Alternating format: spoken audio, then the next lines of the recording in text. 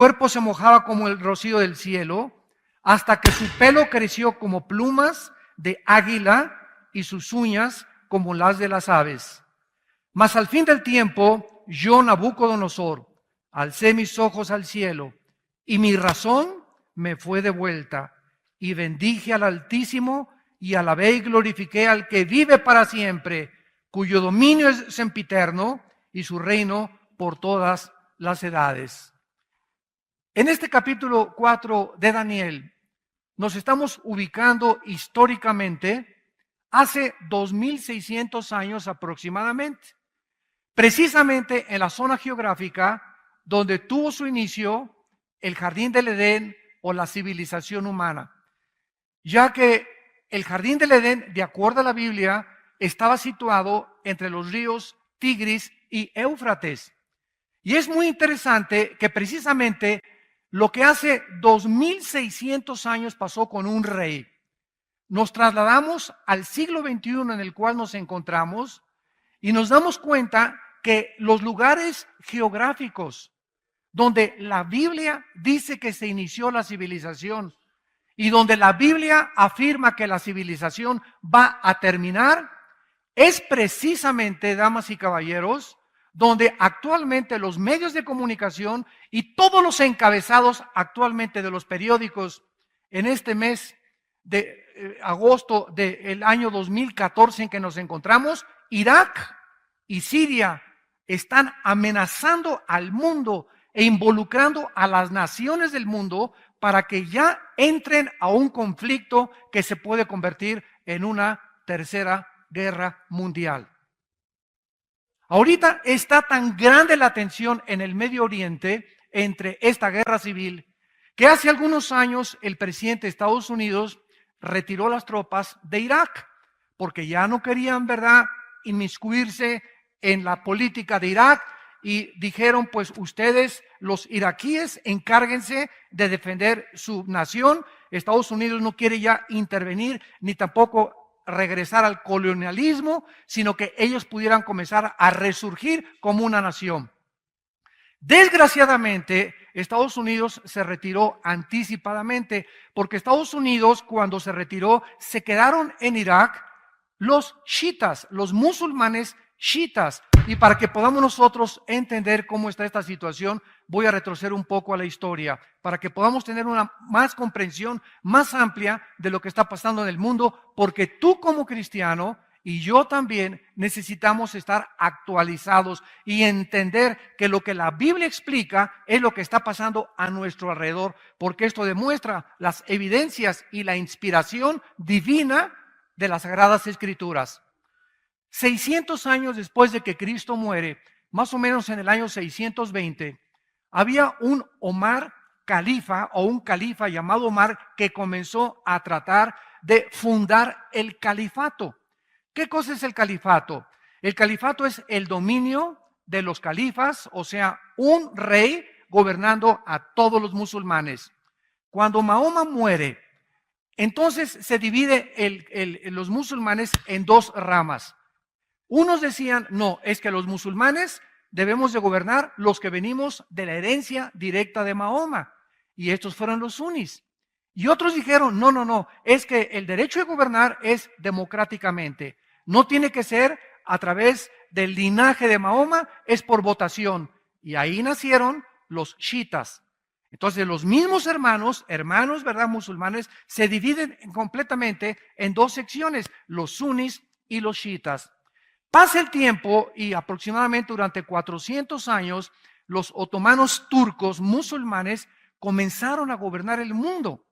Y llegamos al siglo XX, cuando a principios del siglo XX llegan entonces los musulmanes a tratar ya de entrar en Europa y en el África, y viene la Primera Guerra Mundial y los ingleses vencen después de la Primera Guerra Mundial, y entonces los ingleses comienzan a sacar a los otomanos turcos y se acaba a principios del siglo XX el imperio de los musulmanes o de los turcos. Sin embargo, en la sangre de ellos quedó el deseo de volver a revivir el califato, el dominio de los musulmanes en todo el Medio Oriente. Bueno, viene la Segunda Guerra Mundial, viene Hitler y entonces las Naciones Unidas votan para que los ingleses se salgan también de todo el Medio Oriente y entonces reparten el Medio Oriente, que se llamaba en aquel tiempo Palestina, por la esposa de uno de los emperadores romanos que se llamaba Palestina. Le quitan el nombre de Israel para robarle a Israel su nombre y entonces reparten a través de diferentes tratados diplomáticos la tierra de Palestina y le asignan a Israel una parte de esto. Y los refugiados que se quedan ahí en Israel, después de que los judíos regresan, son los que se llaman ahorita los palestinos, que ocupan la franja de Gaza, que están mandando cohetes a Israel, y el Banco Oriental, que es lo que era Judá, o también se llama actualmente Jericó. Muy bien, después de la Segunda Guerra Mundial, los árabes se juntan y los quieren volver a sacar a los judíos. Y entonces, durante todo el siglo XX, los musulmanes fueron hechos completamente a un lado. Sin embargo, a partir del año 2004, 2005, más o menos, comienza un conflicto en el Medio Oriente que se llamó la Primavera del Medio Oriente o la Primavera Árabe, donde surge un grupo por primera vez en el Medio Oriente, en Egipto, que es el país donde más musulmanes tiene y que se llama la Hermandad Musulmana. Este grupo de la Hermandad Musulmana comenzaron a tratar de derrocar al presidente egipcio, lo cual lo lograron, y establecerse ellos para establecer el califato. No les funcionó porque volvieron otra vez a derrocar a ese presidente y entonces surge la guerra civil de Siria. Ahí en Siria los rebeldes quieren derrocar a Bashar Assad, sacarlo totalmente del presidente de Siria, porque el califato, los musulmanes no quieren ya monarcas ni reyes en el Medio Oriente. Ahorita están amenazando a los sauditas, Arabia Saudita, para sacar al rey. Están amenazando al rey Hussein de Jordania. Quieren completamente ellos gobernar todo el Medio Oriente. Estoy hablando de Siria, Irak, Irán, Jordania y el Líbano para controlar el petróleo. El que controla el petróleo, damas y caballeros santos de Dios, la persona que controla el Medio Oriente, controla el mundo. Y esta es la razón por la cual los Estados Unidos de Norteamérica trataron de apoyar a Israel desde 1948, porque es el único aliado que tiene el Occidente. Todos los demás alrededor están tratando de entrar a apoderarse del petróleo y todo el mundo, ¿verdad? Rusia, Estados Unidos, Europa, todo el mundo porque quieren controlar el mundo, tal como la Biblia lo profetizó. El rey Nabucodonosor, hace 2600 años aproximadamente, quería hacer lo mismo, quería engrandecer completamente su imperio, dominar el mundo, y esto ha surgido en la naturaleza autodestructiva de todos los seres humanos, conquistar a los demás. La Biblia le llama a esto soberbia.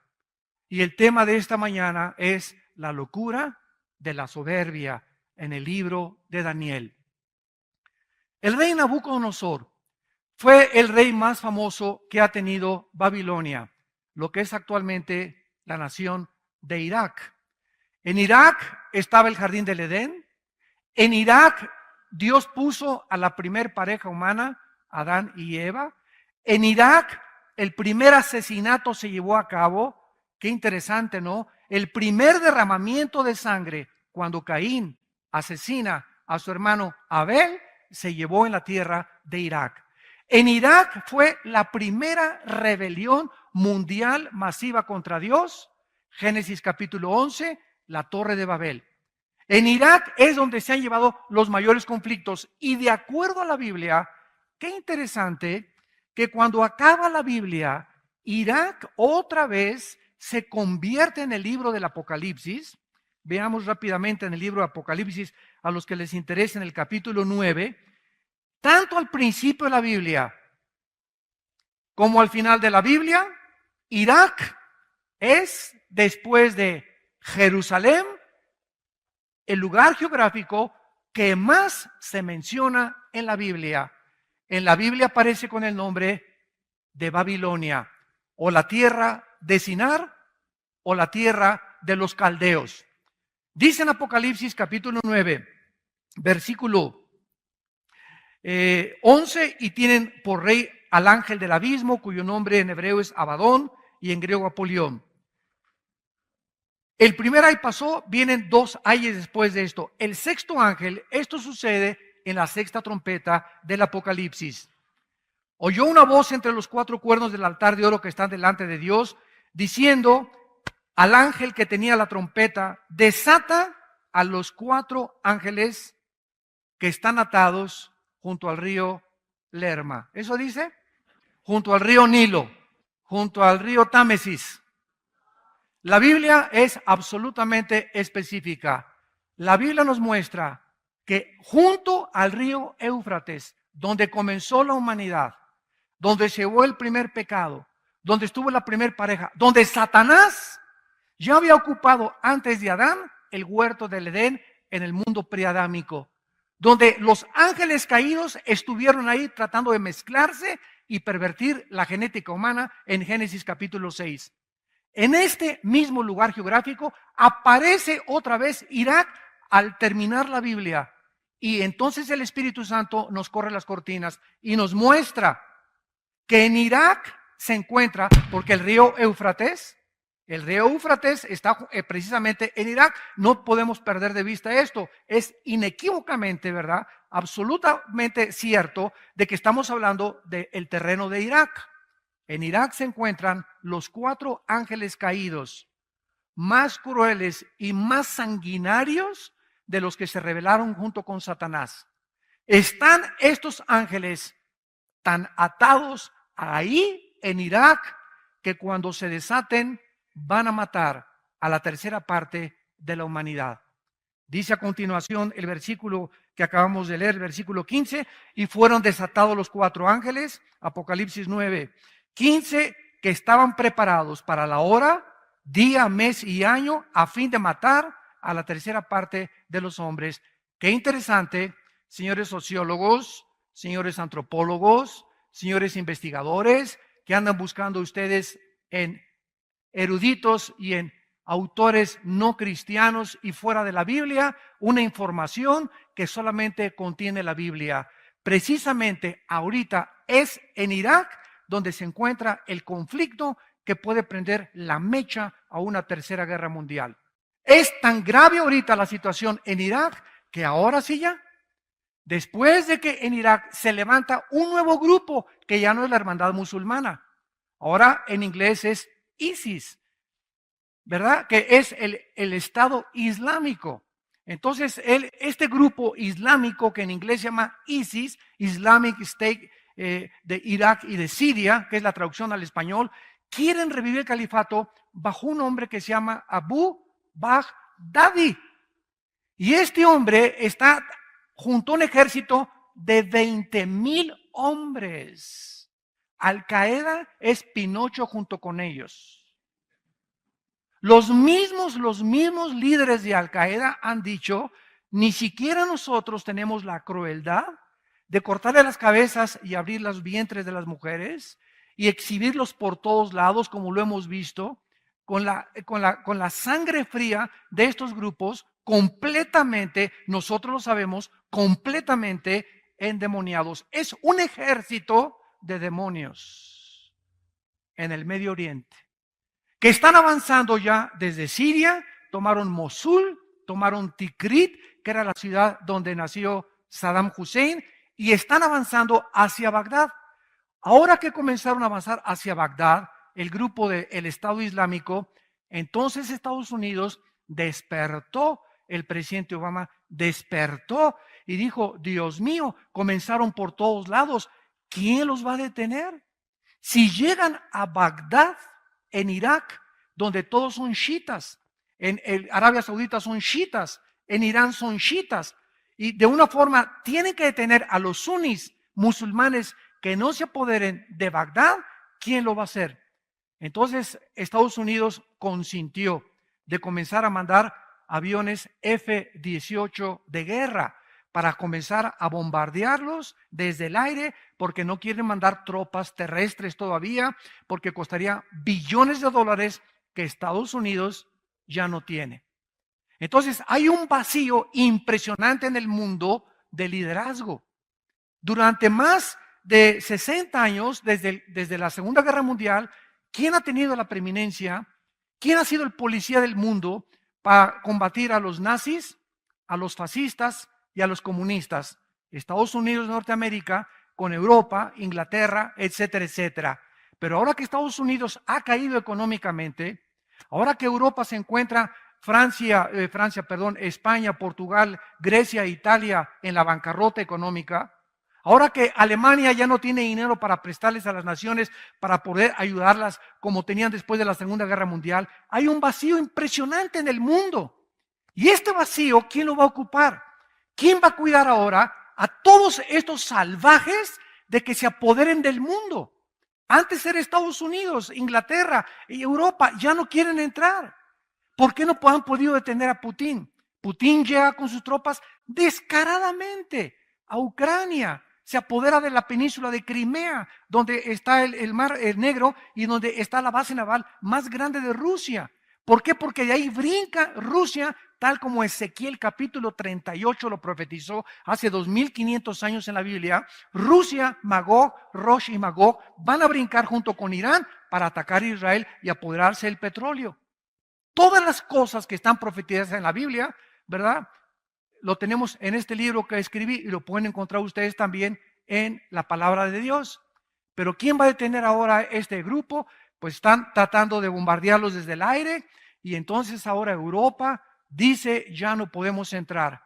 Y ahora Putin, sabiendo claramente el presidente de Rusia de que hay un vacío de liderazgo, que Obama no va a ejercer el liderazgo militar, ya comienza a avanzar. Esta semana pasada mandó más de 50 camiones con la bandera de ayuda para alimentar a los pobres, cargados completamente de armas, para poder conquistar completamente después de Ucrania, Lituania, Estonia y las naciones que están frontera con Rusia y comenzar a resurgir. Él quiere resurgir a la antigua Unión de repúblicas soviéticas. Los musulmanes quieren volver a resurgir el nuevo califato. Y por todos lados alguien tiene que levantarse. Ahora que Estados Unidos está completamente hecho a un lado, alguien tiene que levantarse y tomar el liderazgo. La pregunta es, ¿quién lo va a tomar?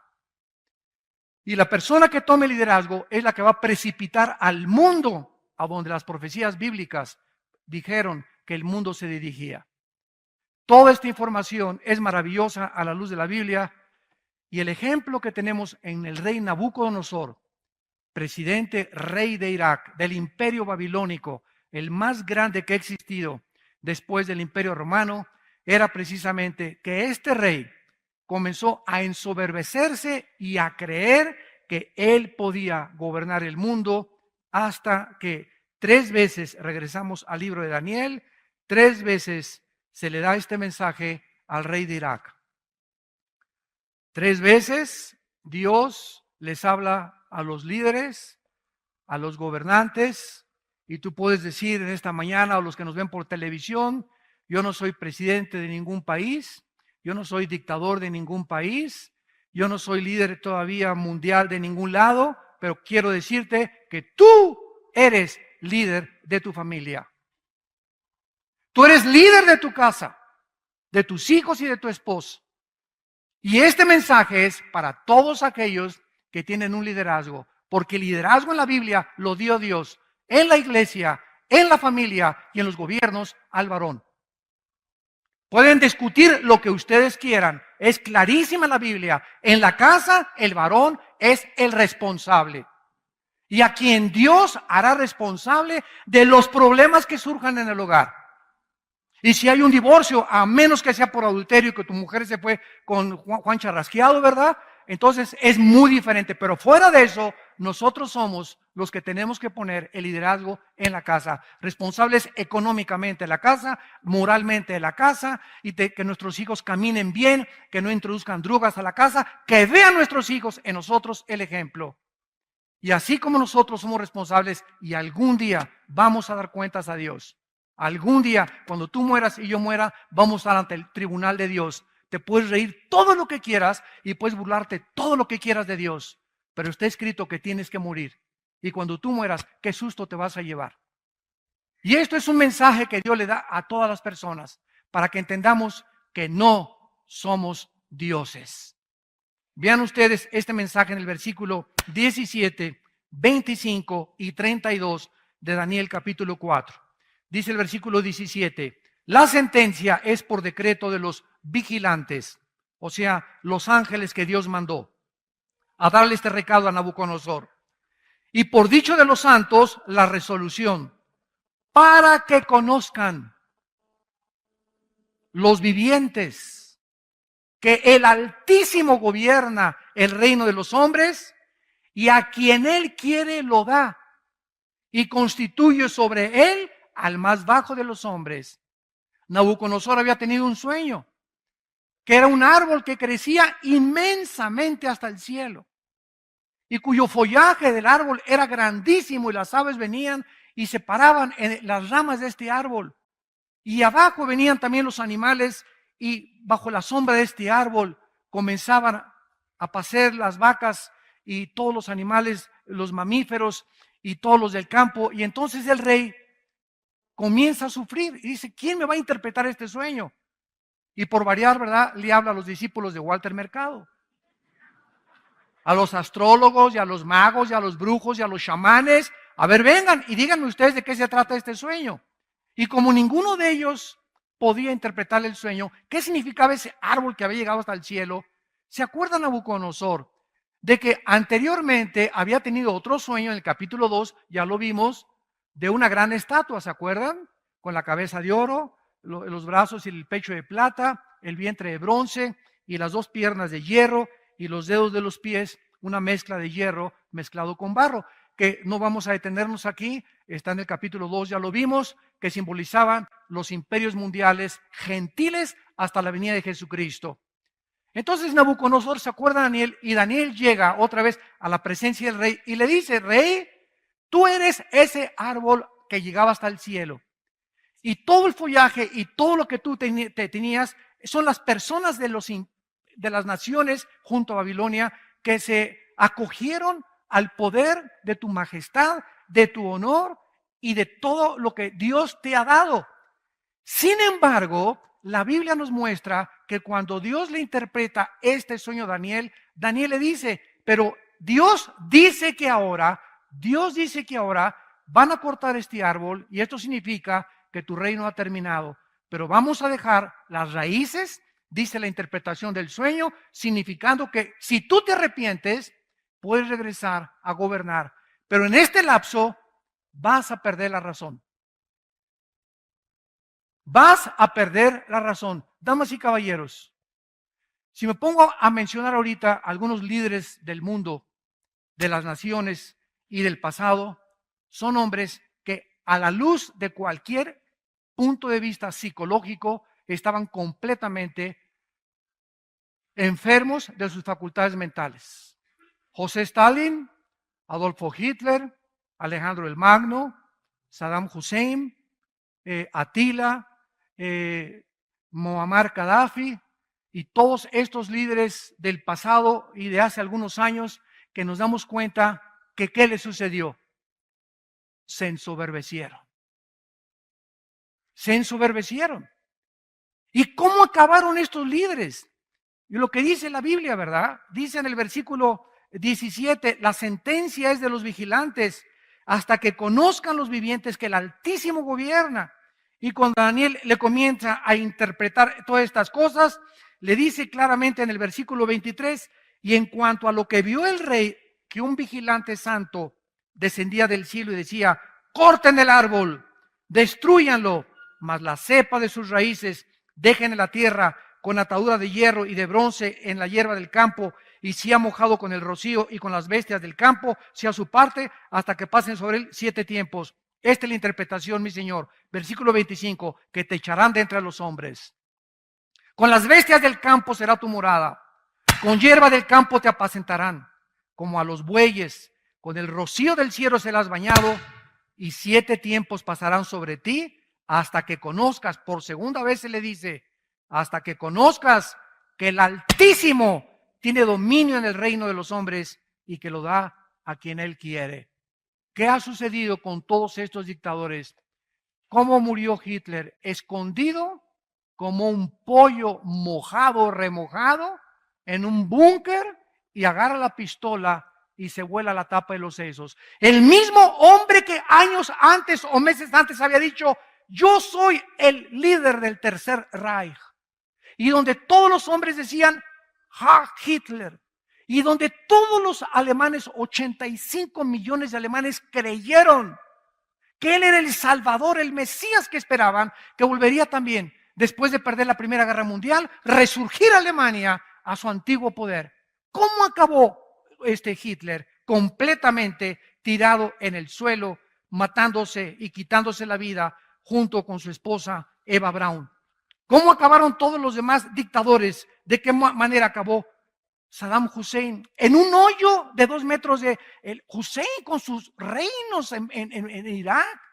Tenía yates, tenía palacios, tenía tronos de marfil que se mandó a hacer, mandó a traer tapetes de Persia, de Irán, mandó a traer cristales italianos de Italia. Cuando llegaron en los 90 los ejércitos de la coalición dirigidos por el general Schwarzkopf, norteamericano, a Bagdad para tratar de comenzar a ver todo, se asombraron de las riquezas de este hombre que se paraba y le besaban la mano a todas las personas.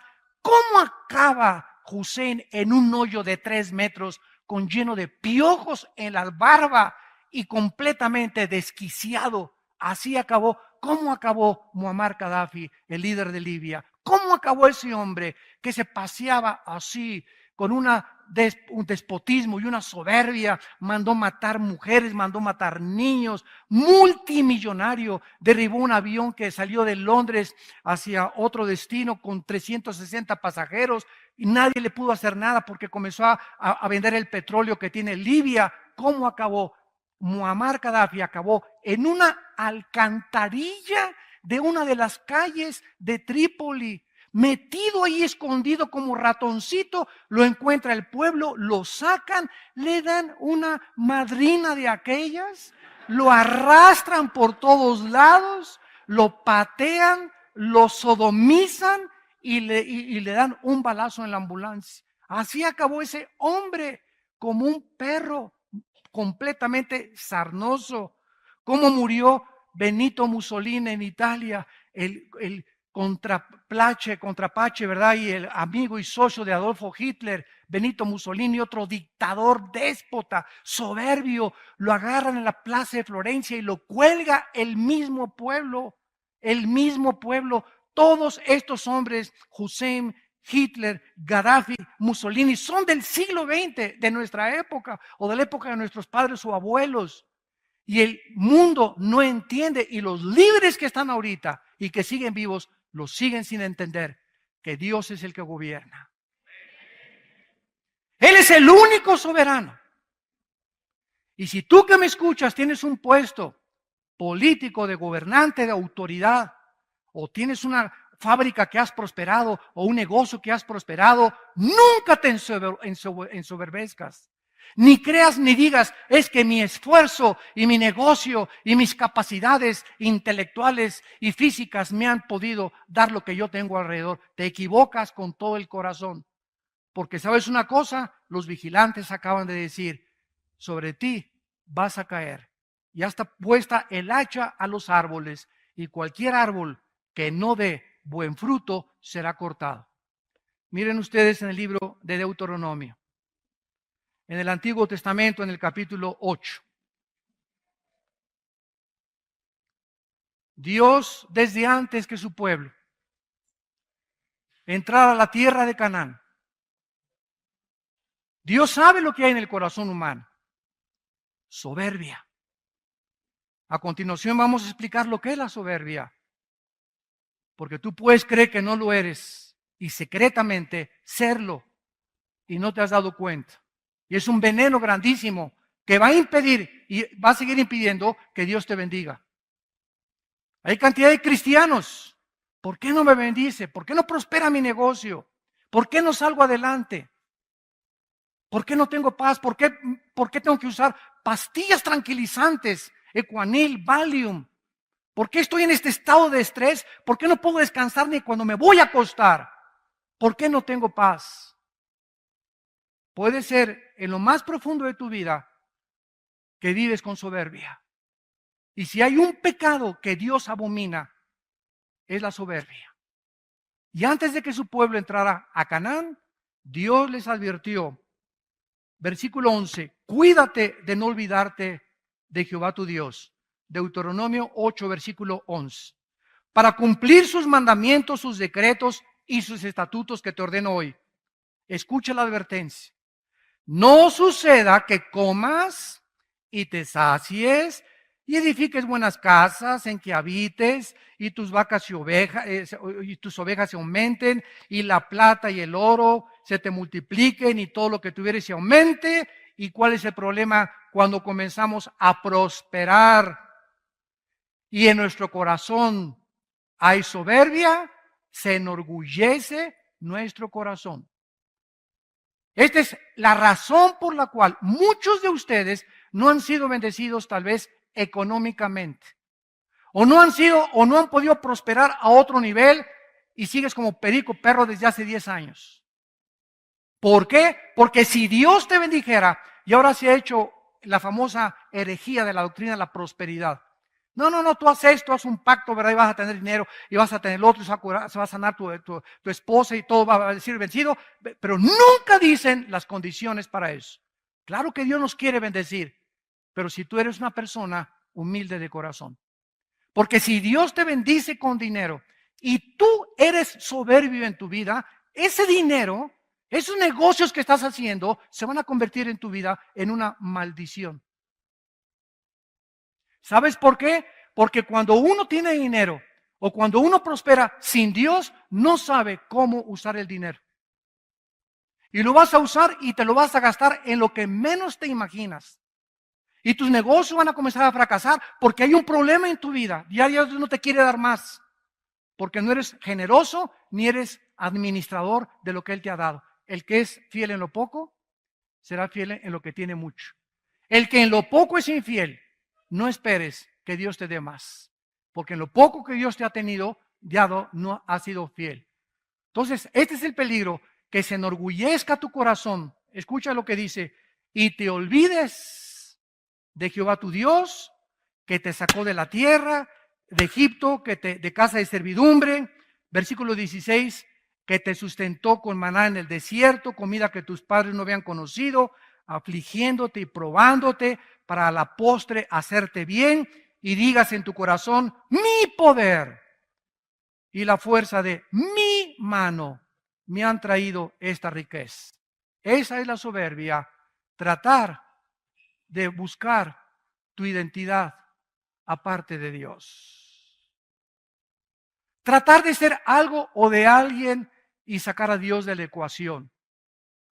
Tratar de creer que podemos llegar a los 50, 60 años de edad y podemos hacer esto, artistas de cine o deportistas, políticos o en el área en la que tú te encuentres, y creer, tú puedes llegar a alcanzar eso, sí lo puedes llegar a alcanzar, pero ¿sabes una cosa? Ve los artistas que se están suicidando. Ve las cantantes que se están quitando la vida. Oye, Whitney Houston, qué voz más preciosa esta negrita. Tenía todo joven, no más de 40 años. Millonaria, se quita la vida.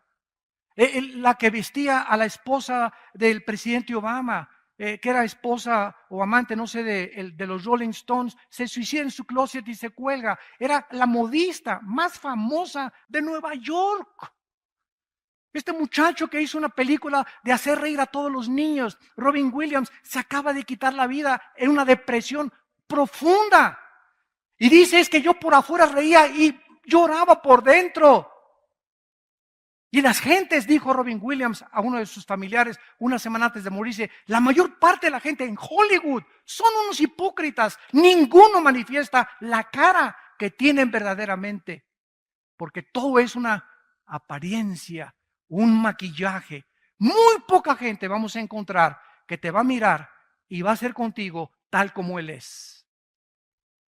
Las personas, la mayor parte de las personas en el mundo se acercan a muchas personas por el favor que les vas a hacer, por el negocio que les vas a hacer, porque tienes o porque no tienes. Y en cuanto dejes de tener, ni quien se acuerde de ti, ni tu perro te va a ladrar.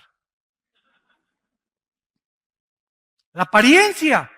Y cuando venimos al cristianismo, se nos urge, se nos exhorta que seamos sinceros unos con otros.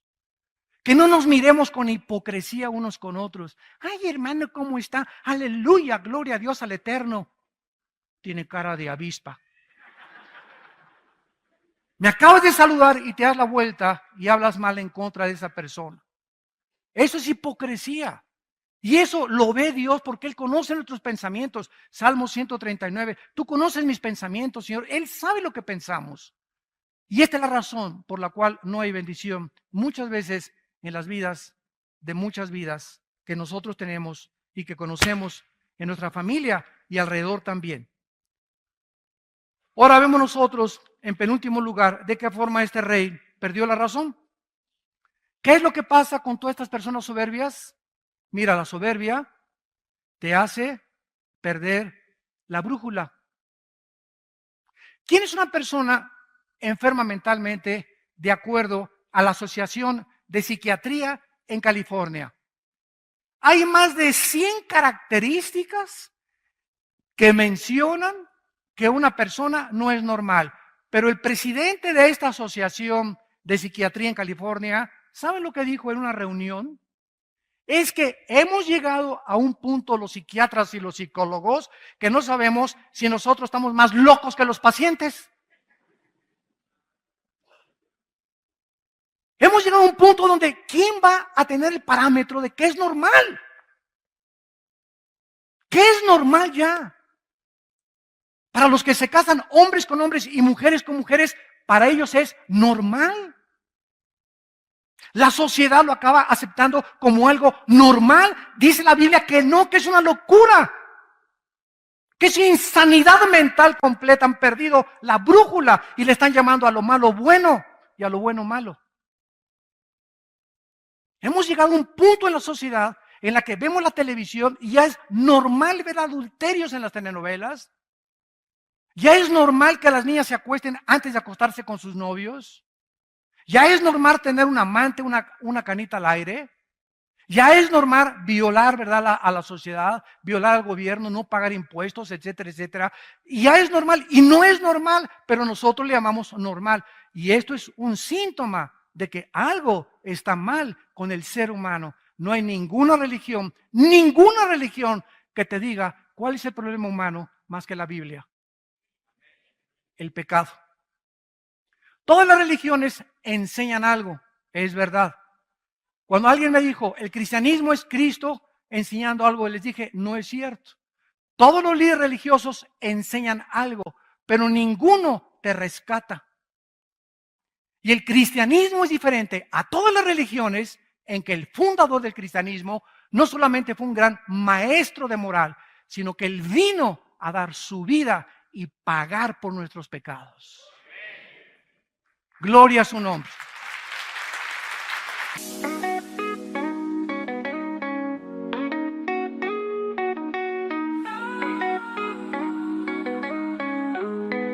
Es la grandeza del cristianismo, es la diferencia del cristianismo a cualquier otra religión. Todas enseñan algo. Confucio enseñó algo, Mahoma enseñó algo, el Zaratustra enseñó algo, pero ninguno de ellos vino a rescatar a la humanidad, más que el Hijo de Dios en una cruz. Y cuando venimos a la historia del Hijo de Dios, a la historia de las naciones, a la arqueología moderna, a la genética, a la física, a la química, a la antropología, y la comparamos con la Biblia, decimos, es más moderna que el periódico de mañana en la mañana. Y esto es lo que está pasando en el mundo, son las evidencias más grandes. El otro día tuve la oportunidad de ver un programa de esos que hacen entrevistas en una estación de televisión, CNN, en un programa que se llama Cala. Y entrevistaron a un ateo, entrevistaron a un cura católico y entrevistaron, entre comillas, a un teólogo de una universidad de Florida. Y el ateo comenzó a decir, bueno, de veras, una risita que es clásico de los ateos, burlona. Yo todos los debates que he tenido con ateos siempre, sí, ¿verdad? Sí, estás loco. siempre tienen esa actitud burlona. Es una soberbia impresionante que los caracteriza, que creen que ya para ser ateo tienes que ser omnisciente, tienes que haber conocido ya todo absolutamente y concluir en todo lo que sé y en todo lo que he investigado, concluyo, no existe Dios.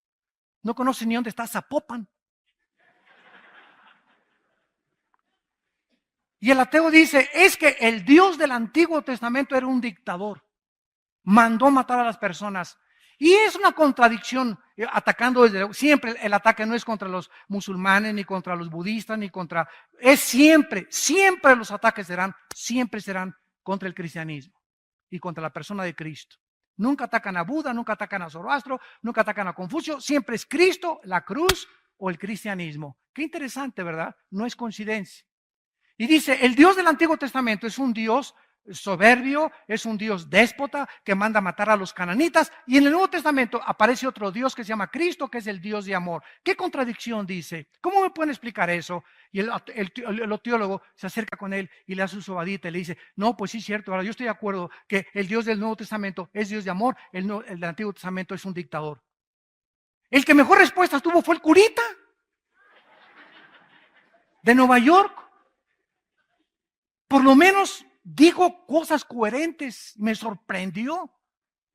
Reflejaba bastante paz el hombre y contestó claramente, ¿verdad? Claro que Dios es amor, pero Dios es un Dios también en el que en su carácter tiene que castigar la maldad. Si la maldad no fuera castigada, ¿qué sucedería?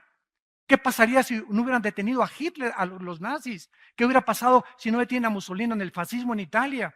¿Qué hubiera pasado si no se detiene a la Unión de Repúblicas Socialistas y expande el comunismo en toda Europa? ¿Qué hubiera sucedido? Estaríamos completamente a merced, estaríamos encarcelados a merced de dictadores. Y se tiene que usar la fuerza, señores, y la violencia y el ejército y los balazos y los macanazos, desgraciadamente, contra la violencia del ser humano y el pecado del ser humano. No hay otra forma de detener la maldad. Imagínate que te pasaras el alto y el policía te dijera, peace and love. Como no me hacen nada, ¿verdad? No, pero, si me ven, ¿verdad? No me lo paso porque hay una fuerza restrictiva que te está diciendo, hay una consecuencia si me paso un alto, hay una consecuencia si violo las leyes de una sociedad, hay una consecuencia si no llevo mis exámenes a la escuela, me reprueban y me pueden expulsar, hay consecuencias de nuestras acciones y las consecuencias muchas veces son graves. Y no le eche la culpa al juez que te condena a cadena perpetua, sino a la maldad que no has querido sacar de tu propio corazón, a la soberbia de vivir independiente de Dios. De creer que puedes encontrar tu identidad, no en los Rolling Stones, no en Madonna, no en el deportista, no en aquello. Por eso hay tanto idolatría en el mundo de deportistas, artistas. Cada presidente que entra es el Salvador, ese es el Mesías. Siempre la gente en los hombres, en los hombres, en los hombres. Y ningún hombre es perfecto para poder cambiar nuestro corazón. Cristo vino a cambiar nuestra vida interna, a librarnos de esa soberbia, para que entendiésemos que separados de Él, nada podemos hacer. Vean ustedes aquí en Proverbios capítulo 11, versículo 2, en el Antiguo Testamento, dice la Biblia, hablando de la soberbia, el rey Salomón. Proverbios capítulo 11, versículo 2. Cuando viene la soberbia, viene también la deshonra, mas con los humildes está la sabiduría. Toda persona que se levante contra Dios, llámese padre de familia, dictador, diputado, juez, presidente, gobernante, director de una compañía, llámese como le quieras llamar, cualquier persona que busque su identidad o busque creer, encontrar en la vida su identidad aparte de Dios, será deshonrado tarde o temprano, como lo han sido estos dictadores que acabamos de mencionar. No es coincidencia que todos estos grandes hombres que se sentaron en tronos de oro, que tuvieron el clamor y la alabanza de millones de personas, acabaron como ratas, como perros sarnosos, desposeídos de toda su gloria, de su familia, de sus hijos. Su mismo pueblo los crucificó.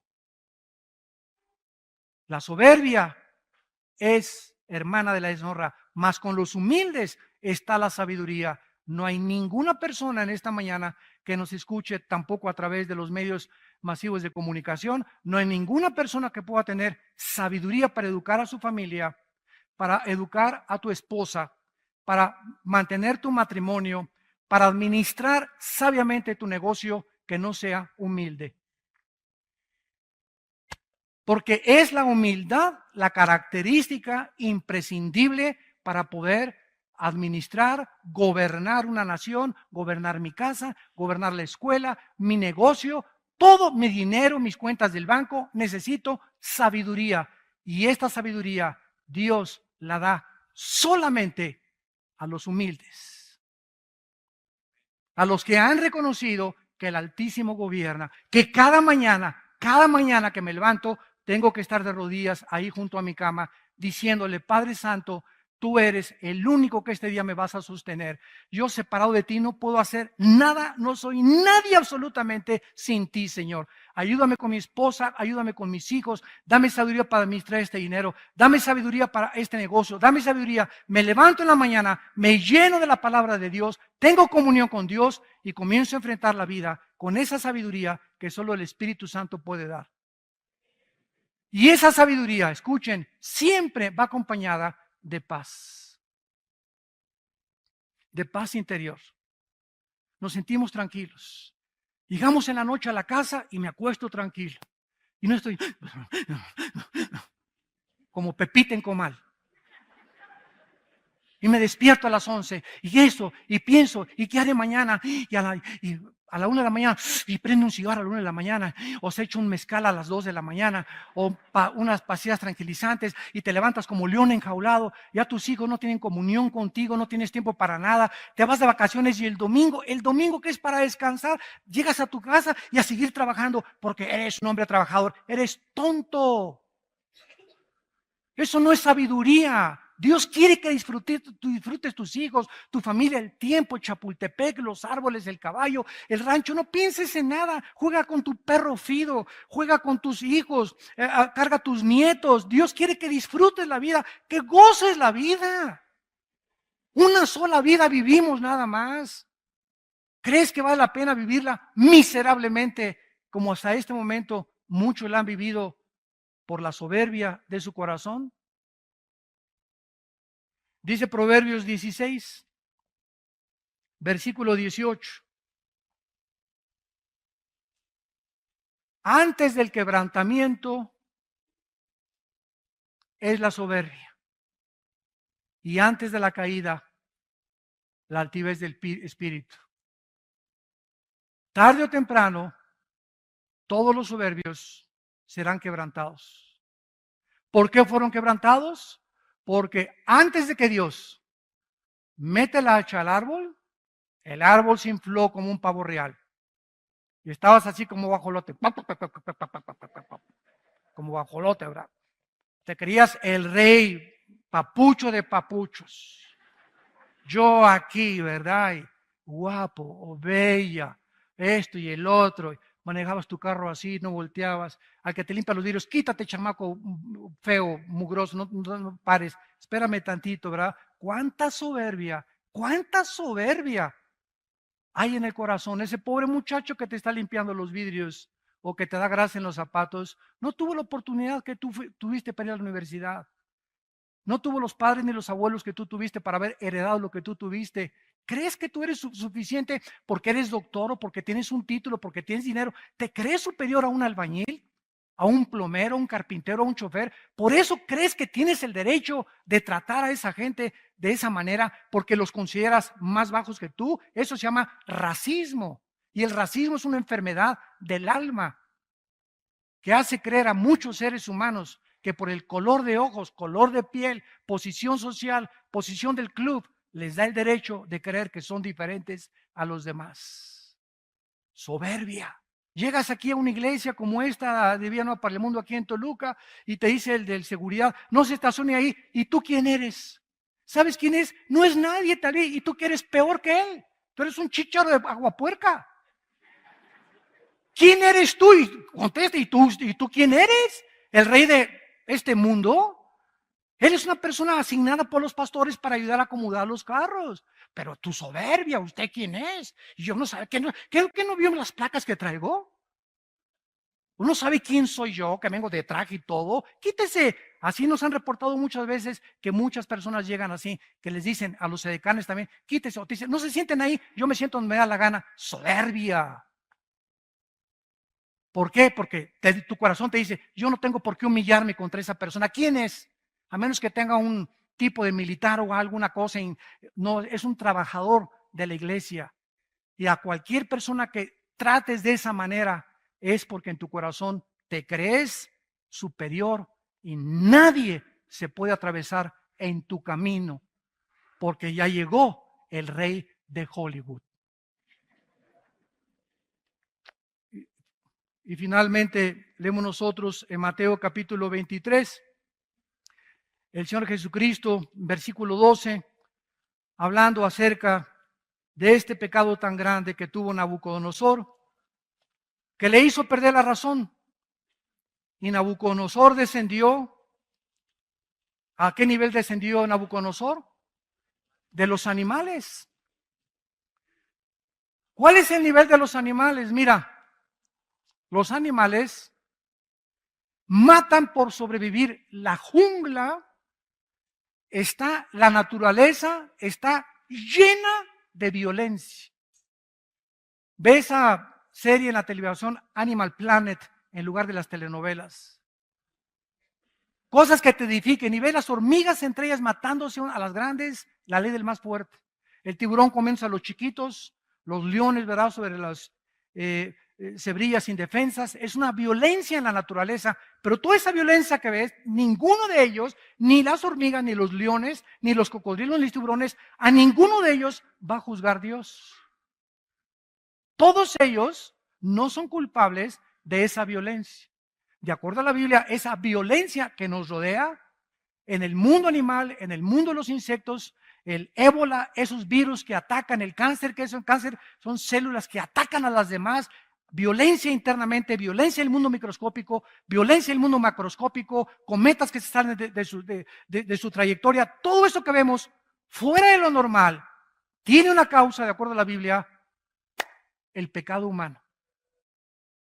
Cuando Dios creó al hombre a su imagen y semejanza, Dios asoció la moral del ser humano con lo que pasa alrededor. En el momento en que Adán y Eva se rebelan contra Dios, las flores comienzan a tener espinas, los alacranes veneno, las víboras veneno, los leones se convierten feroces y todo esto se cambiará cuando Cristo regrese en el milenio. Entonces, qué interesante, ¿verdad? Que mientras más pecado, más fuerza la naturaleza se venga de nosotros. Vean, hace 15 años, tornados, terremotos, huracanes como jamás hemos visto, las cosas que están pasando. Ahorita está a punto de explotar en Islandia un volcán también. Todo lo que está pasando, ¿dónde está Dios? ¿Dónde está Dios? Dios está en tu corazón si tú quieres tenerlo. Pero sabes una cosa, todo lo que está pasando es por el pecado humano. Ya, hombres con hombres, mujeres con hombres, divorcios están al por mayor por todos lados, los jóvenes desorientados, no hay luz, no hay una brújula, cada quien hace lo que bien le parece que está dentro de su corazón. Esta es la filosofía con la cual se resume la humanidad. Cada quien hace lo que le parece según en su corazón. Pues para mí esto es bueno, para ti es malo. Tú sigue con eso, para mí esto es bueno. ¿Sabes una cosa? Si fuera así, el relativismo, entonces, ¿quién nos da el parámetro y la línea?